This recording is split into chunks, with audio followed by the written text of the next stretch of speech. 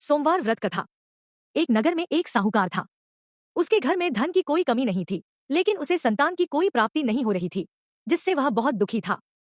संतान प्राप्ति के लिए वह प्रत्येक सोमवार को व्रत करता और पूरी श्रद्धा के साथ शिव मंदिर जाकर भगवान शिव और माता पार्वती की पूजा करता। उसकी भक्ति देखकर एक दिन मां पार्वती प्रसन्न हुई और भगवान शिव से साहूकार की मनोकामना पूरी करने का निवेदन किया। पार्वती जी के आग्रह पर भगवान शिव ने कहा, हे पार्वती, इस संसार में हर प्राणी को उसके कर्मों का फल मिलता है और जो उसके भाग्य में होता है उसे वही भोगना पड़ता है। शिव जी की यह बात सुनकर भी पार्वती जी ने साहूकार की मनोकामना पूरी करने की इच्छा व्यक्त की। माता पार्वती के आग्रह पर शिव जी ने साहूकार को पुत्र प्राप्ति का वरदान दिया, लेकिन यह भी बताया कि यह बालक केवल 12 वर्ष तक जीवित रहेगा। माता पार्वती और भगवान शिव की बातचीत को साहूकार सुन रहा था, इसलिए उसे न तो इस बात की खुशी थी और न ही दुख। वह पहले की तरह शिव जी की पूजा करता रहा। कुछ समय बाद साहूकार की पत्नी ने एक पुत्र को जन्म दिया। जब वह बालक 11 वर्ष का हुआ तो उसे पढ़ने के लिए काशी भेज दिया गया। साहूकार ने पुत्र के मामा को बुलाकर उसे बहुत सा धन देते हुए कहा, तुम इस बालक को काशी विद्या प्राप्ति के लिए ले जाओ। तुम लोग रास्ते में यज्ञ कराते जाना और ब्राह्मणों को भोजन दक्षिणा देते हुए जाना। दोनों मामा भांजे इस तरह यज्ञ कराते और ब्राह्मणों को दान दक्षिणा देते हुए काशी नगरी की ओर चल पड़े। इस दौरान एक रात वे एक नगर में रुके, जहां नगर के राजा की कन्या का विवाह होने वाला था। परंतु जिस राजकुमार से उसका विवाह होने वाला था वह एक आंख से काना था। राजकुमार के पिता ने इस बात को छुपाने के लिए साहूकार के पुत्र को दूल्हा बना दिया और उसे राजकुमारी से विवाह करवा दिया। विवाह के बाद उसे धन देकर विदा कर दिया और राजकुमारी को अपने नगर ले जाने की योजना बनाई। साहूकार का पुत्र बहुत ईमानदार था और उसे यह बात सही नहीं लगी। उसने अवसर पाकर राजकुमारी के दुपट्टे पर लिखा, तुम्हारा विवाह तो मेरे साथ हुआ है, लेकिन जिस राजकुमार के संग तुम्हें भेजा जाएगा वह एक आंख से काना है। मैं तो काशी पढ़ने जा रहा हूँ।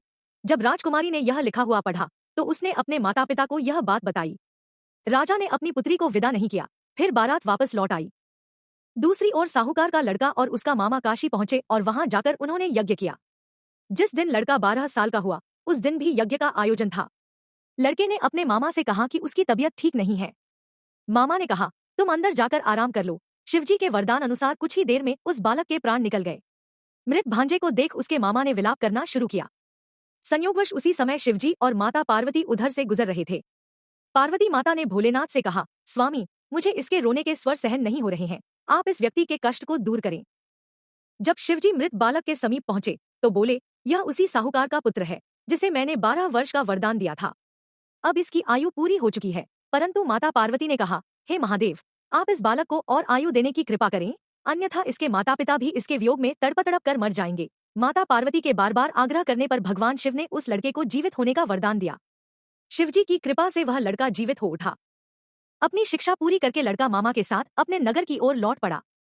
दोनों उसी नगर में पहुंचे जहां उसका विवाह हुआ था। उस नगर के राजा ने उसे पहचान लिया और महल में ले जाकर उसकी अतिथि सत्कार की। इसके बाद उसने अपनी पुत्री को लड़के के साथ विदा कर दिया। इधर साहूकार और उसकी पत्नी भूखे प्यासे रहकर बेटे का इंतजार कर रहे थे। उन्होंने प्रण कर रखा था कि अगर उन्हें बेटे की मृत्यु का समाचार मिला तो वे भी प्राण त्याग देंगे। लेकिन अपने बेटे के जीवित होने का समाचार पाकर वे बेहद प्रसन्न हुए। उसी रात भगवान शिव ने साहूकार के स्वप्न में आकर कहा, हे साहूकार, मैंने तेरे सोमवार के व्रत और व्रत कथा सुनने से प्रसन्न होकर तेरे पुत्र को लंबी आयु दी है। सोमवार व्रत कथा का महत्व। इसलिए सोमवार के दिन जो भी भक्त व्रत करते हैं उनके लिए सोमवार व्रत कथा का पाठ या श्रवण करना बेहद जरूरी माना जाता है। इसके बिना सोमवार का व्रत अधूरा माना जाता है। धार्मिक मान्यता के अनुसार जो भक्त सोमवार के दिन व्रत करते हैं और कथा सुनते या पढ़ते हैं उनके सभी दुख दूर होते हैं और उनकी सभी मनोकामनाएं पूरी होती हैं।